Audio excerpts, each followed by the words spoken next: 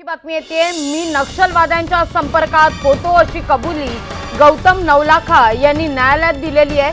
सत्य काय आहे याचा शोध घेण्याकरता पुस्तकांच्या कामासाठी आपण नक्षलवाद्यांच्या संपर्कात होतो अशी कबुली कथित नक्षलवादी समर्थक आणि विचारवंत गौतम नवलाखा यांच्यातर्फे सोमवारी उच्च न्यायालयात देण्यात आली आहे। याच विषयी अधिक माहिती घेऊया आमचे प्रतिनिधी वैभव सोनवणे यांच्याकडून।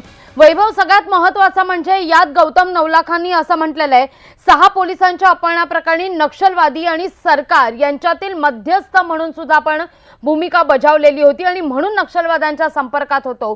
कितपत तथ्य आणि कितपत खरं मानायच्या या सगळ्या गोष्टी? लालवी नवलाखा यांनी जो दावा केलाय त्याच्यानुसार त्यांनी असं म्हटलंय की एका पुस्तकाच्या संदर्भामध्ये आपण नक्षलवाद्यांच्या संपर्कामध्ये होतो आणि नक्षलवाद्यांच्या संपर्कामध्ये राहणं किंवा त्यांच्याशी बोलणे करणं अनेकदा आपण सरकारच्या माध्यमातून मध्यस्थांची भूमिका सुद्धा नक्षलवाद्यांसोबत केलेली आहे। त्यामुळे आपण नक्षलवाद्यांच्या संपर्कात आहोत किंवा ही कुठली नवी माहिती जी आहे ती पोलिसांनी समोर आणलेली नाही।